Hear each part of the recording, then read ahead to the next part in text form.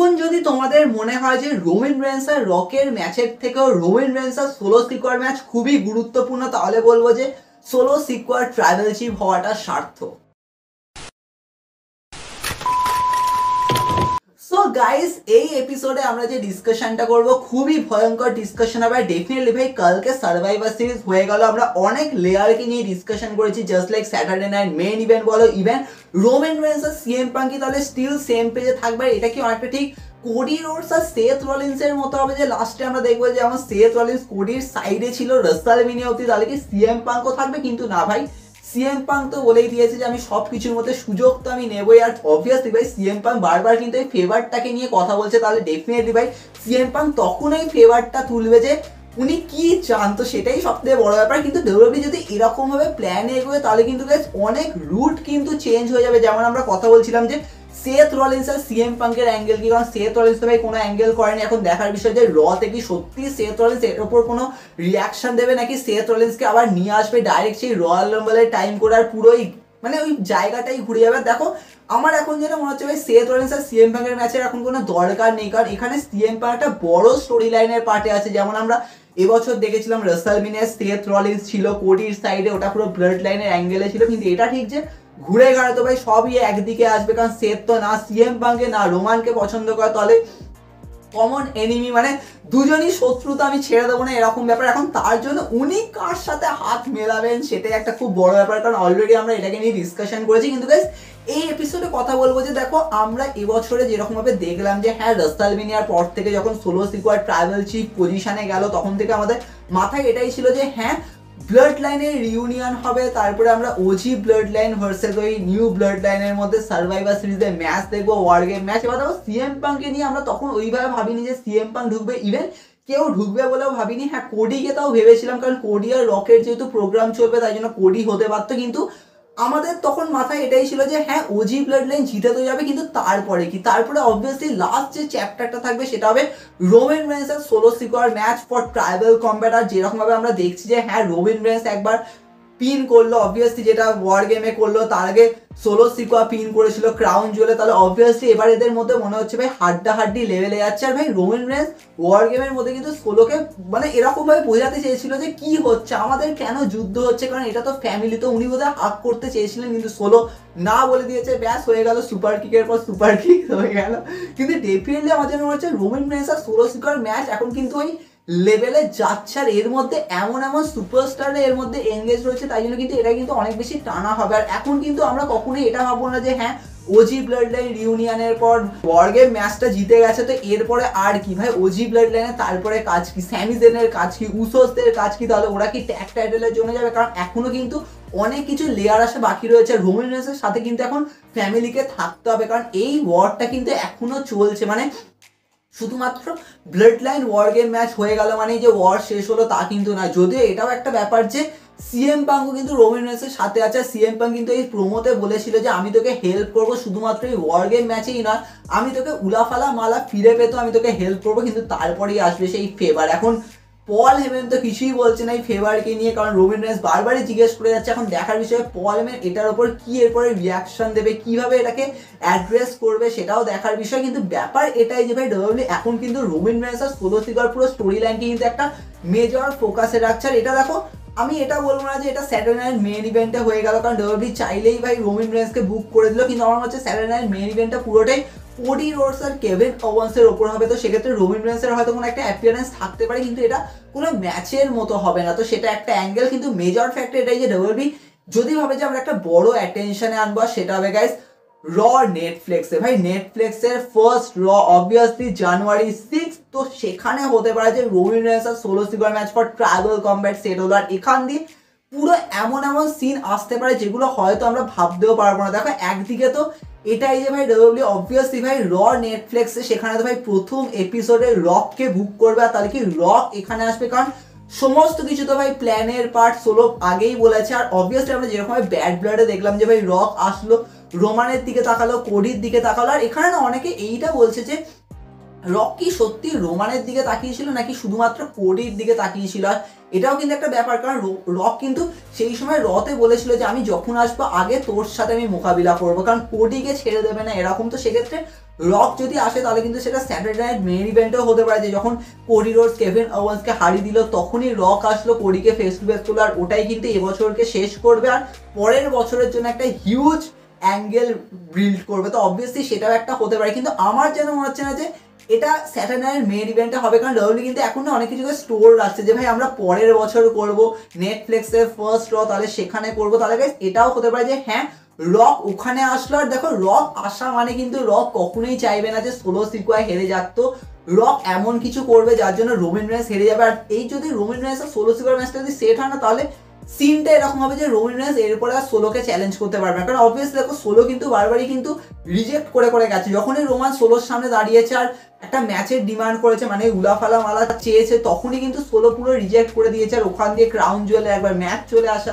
তারপরে war game match আসা, তো সমস্ত কিছু এইভাবে কিন্তু গেছে। তাই জন্য আমার মনে হচ্ছে এবার যখন রোমান রেন্স আসবে, মানে অবভিয়াসলি ভাই স্ম্যাকডাউনে যখন রোমান রেন্স সোলোর সামনে দাঁড়াবে আর অবভিয়াসলি সোলোর থেকে ডিমান্ড করবে সেই পজিশন, সেই উলাফালা মালা, তখন সোলো বলবে যে একটা কন্ডিশন আমাদের মধ্যে ম্যাচ হবে, কিন্তু এটা লাস্ট ম্যাচ, আর এই ম্যাচ মানে লাস্ট ম্যাচ মানে এই ম্যাচটাই ডিসিশন নেবে যে কে ট্রাইবাল চিফ হবে, আর এরপরে তুই আর কোনো সুযোগ পাবি না, কারণ একটাই হবে, যা হবে একবার হবে এরকম, কারণ ট্রাইবাল কম্ব্যাট মানেই তো ভাই একটাই লড়াই। তো অবভিয়াসলি এটাই ফিল দেবা, সেখান দিয়ে রোমান রেন্স ভাবে যে আমার কাছে এই সুযোগটা রয়েছে, আমি আমার ফ্যামিলিকে বাঁচাবো, আমি সব কিছু করবো, আমি উলাফালা মালা আবার ফিরিয়ে আনবো। এখান দিয়ে রোমান রেন্সের সোলো সিকুয়ার ম্যাচটাকে হাইপ তো নিয়ে যাবে, রক থাকবে, রক এসে আমরা মানে রক তখন আসবে না, কিন্তু রক সেই ম্যাচের লাস্টে আসবে, সেখান দিয়ে সোলোকে হেল্প করে দেবে, সেখান দিয়ে রোমান রেন্স হেরে যাবে, আর এখান দিয়ে রোমান রেন্সের মানে রাস্তায় যে রক আসলো তো ওই অ্যাঙ্গেলটা হয়ে যাবে, আর এখান দিয়ে দেখা যাবে যে হ্যাঁ রোমান রেন্স ভাবে যে আমি তো আর উলাফালা মালাকে চেস করতে পারবো না, কারণ আমি হেরে গেছি, কিন্তু আমি একটা জিনিসকে তো চেস করতেই পারি, সেটা হচ্ছে আনডিসপিউটেড টাইটেল। এবার রোমান রেন্সের রাস্তায় রক এসছে, কিন্তু রক যাবে কোডির এগেনস্টে, আর রোমান রেন্স ভাবে এবার আমি রকের রাস্তায় যাবো, আর সেখান দিয়ে আমরা দেখবো যে রোমান রেন্স রয়্যাল রাম্বল জিতবে, সেখান দিয়ে রক আর কোডির যখন ফেস টু ফেসের অ্যাঙ্গেলটা হবে তখন মানে রয়্যাল রাম্বলের পরেই আমরা দেখবো, সেখানে দেখবো যে রোমান রেন্স মাঝখানে এসে ওই ট্রিপল থ্রেটের অ্যাঙ্গেলটা হবে, আর অবভিয়াসলি রোমান রেন্স চাইবে না যেন রক টাইটেল যেতে। তো এখান দিয়ে ভাবতে পারছো ওদিকে রকের কারণে রোমান হেরেছে, এখানে রোমান চাইবে না রক যেতে, তো এখান দিয়ে কিন্তু স্টোরি লাইন বিল্ড হতে শুরু করবে। দেখো এটা একটা মেজর ফ্যাক্টর হতে পারে, অথবা গাইস ডাব্লিউডাব্লিউ করতে পারে যে রোমান রেন্সের সোলো সিকুয়ার ম্যাচে এমন ভয়ঙ্কর দৃশ্য হবে যেটা হয়তো আমরা ভাবছি ঠিক, কিন্তু আমরা অন্য দিক দিয়ে ভেবেছিলাম, কিন্তু এটা কিন্তু হতে পারে। সেটা দেখো অবভিয়াসলি আমরা যেরকমভাবে এবছর মানে দেখছি যে হ্যাঁ আমরা অনেক কিছুই ভেবেছিলাম যে হ্যাঁ পল হেমেন টার্ন করবে, পল হেমেন ঘুরে যাবে, কারণ রোমান রেন্স এখন ফেস টানে আছে, আর আমরা ওটা ভাবতে ভাবতে হঠাৎ করে কিন্তু খেলাটা অন্যদিকে গেল যে পল হেমেন সিএম পাঙ্কে নিয়ে আসলো, এখানে সিএম পাঙ্ক একটা ফেভার চায়, তো কি ফেভার সেটা এখন ব্যাপার চলছে, একটা স্টোরি লাইন চলছে। কিন্তু ভাবো পল হেমেন যে মুহূর্তে এসেছিল স্ম্যাকডাউনে, সেই যে ড্রেসটা তিনি যেরকম ভাবে এসেছিলেন সেটা কিন্তু সোলো সিকুয়ার সাথে ম্যাচ করা, তাহলে কিন্তু এটা ভাবতে হবে যে ভাই ডাব্লিউডাব্লিউ কিন্তু ওখানে কিন্তু একটা ছোট্ট ফ্যাক্টর রেখেছে যে ভাই পল হেমেন টার্ন করতে পারে। এই পল হেমেনের টার্নটা কিন্তু শুধু রোমানের ওপরই হবে না গাইস, সিএম পাঙ্কের ওপরে হবে, কারণ অবভিয়াসলি সিএম পাঙ্ক বারবারই বলছে আওয়ার ওয়াইস ম্যান, তো এখানে সিএম পাঙ্ক আর রোমান রেন্সকে যে একসাথে করা, যে ইউনাইটেড করা, যে তোমরা দুজন একসাথে হবে তবেই তোমরা সোলোকে আটকাতে পারবে, কিন্তু এখানে খেলাটা এমন হবে যে ভাই রোমান রেন্সের সাইডে সিএম পাঙ্ক তো থাকবে যখন এই রোমান রেন্স সোলোর এগেনস্টে যাবে, কারণ অবভিয়াসলি এখানে নাম্বার গেমটাও ম্যাটার করবে। তো সেখানে আমরা দেখবো যে রোমান রেন্স আর সোলো সিকুয়ার ম্যাচের লাস্টে পল হেমেনই একটা খেলা খেলে দেবে, আর সেখান দিয়ে রোমান রেন্স হেরে যাবে, আর রোমান রেন্স ভাবে যে আমার ওয়াইস ম্যান নেই, আর এখান দিয়ে শুধুমাত্র রোমান রেন্স ভাববে তাই নয় ভাই সিএম পাঙ্কও ভাববে, আর আমরা দেখবো যে পল হেমেন আস্তে আস্তে দূরে চলে যাচ্ছে, ওখান দিয়ে রক বেরিয়ে আসছে, রক আর পল হেমেন একসাথে দাঁড়িয়ে আছে, সেখান দিয়ে নেটফ্লিক্সে ফার্স্ট র মেন ইভেন্ট এন্ড হচ্ছে। বা দেখো এটা যদি ডাব্লিউডাব্লিউ নেটফ্লিক্সে ফার্স্ট রতে করে তাহলে কিন্তু একটা অনেক কিছুকে কিন্তু নিয়ে আসার কিন্তু তারপরে চান্স থাকবে যে হ্যাঁ পল হেমেন পুরো হাওয়া হয়ে গেল, রক নিয়ে চলে গেল, ওদিকে সোলো সিকুয়া তো ট্রাইবাল কম্ব্যাট জিতে গেছে, তো সোলোকে আর রোমান ফেস করতে পারবে না। তো এখানে ভাবতে পারছো মানে ট্রাইবাল চিফের ওই যে স্টোরি লাইনটা ওটা কিন্তু ওখানে থেমে যাবে, কারণ রোমানের আর কোনো রাস্তা নেই, তাহলে রোমান এবার কি করবে। দেখো এটা একটা ঠিকই একটা ফ্যাক্টর যে তারপরে মানে সোলো সিকুয়া তারপর কি করছে ভাই, সোলো সিকুয়া রাসেলমিনিয়া একটা ম্যাচ তো দরকার, সোলো সিকুয়া এখন অব্দি ভাই রাসেলমিনিয়ার কোনো ম্যাচ খেলেনি, তাহলে সোলো সিকুয়া ট্রাইবাল চিফ কিন্তু সোলোকে কে ফেস করছে সেটা একটা বড় প্রশ্ন। তাহলে কি জে উসো সোলোর সাথে ফাইট করবে, কারণ জে উসো কিন্তু সেই সময় রোমানের সাথে ফাইট করেছিল, সেটাও কিন্তু একটা বড় ফ্যাক্টর যে জে উসো চাইবে যে আমি সেই উলাফালা মালাকে ফিরিয়ে আনবো, সেটার একটা অ্যাঙ্গেল হবে। কিন্তু রোমান কি করবে, কারণ রোমান তো আর সুযোগ পাবে না, সেখান দিয়ে আমরা দেখবো যে রোমান ওই অ্যাঙ্গেলটা যাবে যেটাকে নিয়ে আমি আগে ডিসকাশন করলাম। দেখো এটা একটা ফ্যাক্টর হতে পারে, কিন্তু টুইস্ট এটাই আছে যে রক তো ভাই ওদিকে যাচ্ছে কোডিকে ফেস করতে, রোমান ওদিকে যাচ্ছে। এখন যদি এইরকম ভাবে অ্যাঙ্গেল চলে যে ভাই এটা ট্রিপল থ্রেট, তখন মনে হবে যে সিএম পাঙ্ক মাঝখানে কি করছে, তাহলে কি ওই মুহূর্তে সেথ রলিন্স এমন ভাবে আসছে যে তখন সেথ রলিন্স আর সিএম পাঙ্কের অ্যাঙ্গেল স্টার্ট হবে। কারণ এখন যেটা মনে হচ্ছে না যে সিএম পাঙ্ক আর সেথকে এত তাড়াতাড়ি প্রিপেয়ার হবে, কারণ সত্যি বলতে এই ম্যাচটার এখন দরকার কতটা আছে সেটাই কোয়েশ্চেন। কারণ ড্রিউ ম্যাকিন্টার সিএম পাঙ্ককে তো ভাই আমরা এনজয় করেছি, কিন্তু সিএম পাঙ্ক আর সেথ রলিন্স যতবারই হতে যায় না মানে অন্যদিকে রুট চলে যায় এরকম, তাহলে সেথের অ্যাঙ্গেলটা খুব দরকার। নাকি ডব্লিউডব্লিউই এরকম করবে যে রোমান রেন্স আর সিএম পাঙ্ক এই যে সেম পেজে রয়েছে, তাহলে অপর দিকে সেথকে ঢুকিয়ে দেবে রকের সাথে, কারণ সেথ রলিন্স আসবে বদলা নিতে দুজনের ওপর। কিন্তু ভাবো রক এখানে সুযোগটা করে দেবে, আর সেখান দিয়ে রক আর সেথ রলিন্স এক সাইডে। আর এটা যদি হয় সত্যি তাহলে বড় ভয়ঙ্কর হয়ে যাবে যে আমরা একটা ট্যাগ টিম ম্যাচ পাচ্ছি। আর যায় আসে না ভাই, সিএম পাঙ্ক মেইন ইভেন্ট পাচ্ছে, এটাই বড় ব্যাপার। আর ভাবো night one main event, CM punk একটা ট্যাগ টিম ম্যাচ, আর কিছু বলার নেই। কারণ সিএম পাঙ্কের মেইন ইভেন্টটাই কিন্তু আসল ব্যাপার, তো সেটা হতে পারে। কিন্তু যদি আমি ভাবি যে এটাকে আরো বেশি লেয়ার বিল্ড করতে পারে, তাহলে দেখো এটাই হতে পারে যে হ্যাঁ হতেই পারে যে গাইস রোমান রেন্স আর সোলো সিকোয়ার ম্যাচ এত তাড়াতাড়ি করালো না, কারণ ডব্লিউডব্লিউই জানে যে ভাই এই ম্যাচের মধ্যে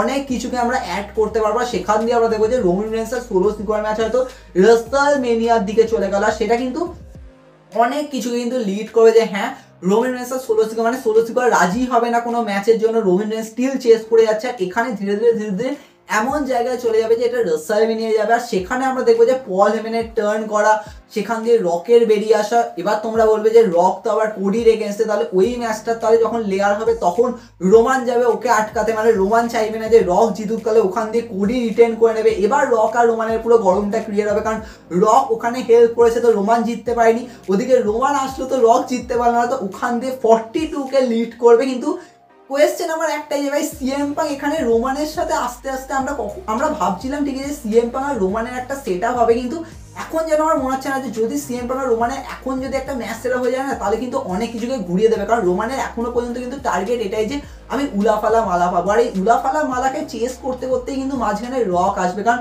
রক কখনোই চাইবে না যে রোমান জিতুক। তো এটা কিন্তু একটা বড় ফ্যাক্টর, কারণ অবভিয়াসলি ভাই সমস্ত কিছু যদি প্ল্যানের পার্ট হয় তার মানে রক কি তো ভাই সবার পেছনে রয়েছে, মানে সোলোর পেছনে রয়েছে, তাহলে ওখানে তো ভাই রক তো সাপোর্ট করবে। তো এখান দিয়ে অ্যাঙ্গেল, তবে তোমাদের কি মনে হচ্ছে কমেন্টে জানাতে পারো। কারণ আমার মনে হচ্ছে এই যে ওয়ার গেম ম্যাচটা হয়ে গেল, হতে পারে ওয়ার গেম ম্যাচে কোনো সারপ্রাইজ ছিল না, জাস্ট সিএম পাঙ্ক ছিল, হ্যাঁ সমস্ত কিছু খুবই পজিটিভ ভাবে হয়েছে এরকম বলো, মানে যেটা হতে হয় ওজি ব্লাড লাইন জিতবে, যেটা আমরা সবাই ভাবছিলাম সেটাই হয়েছে, কারণ জিততে তো হতো, কারণ তবেই তো সিএম পাঙ্কের এই ফেভারের অ্যাঙ্গেলটা আসবে। কিন্তু তারপরে কি, তারপরে তো ভাই এখন মনে হচ্ছে রোমান রেন্স আর সোলো সিকোয়ার ম্যাচ অনেক বড় দিকে যাবে। এটা আইদার তো ভাই ডব্লিউডব্লিউই হয়তো নেটফ্লিক্সের রতে করে দিল, তারপরে রোমানের অ্যাঙ্গেল শুরু হবে রকের সাথে, অথবা গাইস ডব্লিউডব্লিউই হয়তো সত্যি এটাকে রাসেলমেনিয়া অবধি ধরে রাখলো, কারণ এর মাঝখানে কিন্তু অনেক কিছু লেয়ার আসবে। স্টিল কিন্তু এটা বুঝতে হবে ভাই পল হেমেন যে সিএম পাঙ্কের সাইডে আছে সেটাও কিন্তু নয়, কারণ পল হেমেনের ওই ছোট্ট অ্যাঙ্গেল কিন্তু অনেক কিছু কিন্তু ফিউচারে বিল্ড করবে, সেটাই বড় ধামাকা আনবে। তবে তোমাদের কি মনে হয় কমেন্টে জানাবো, কারণ আমরা অলরেডি অনেক ডিসকাশন করেছি, আরো করবো। দেখা হবে নেক্সট এপিসোডে।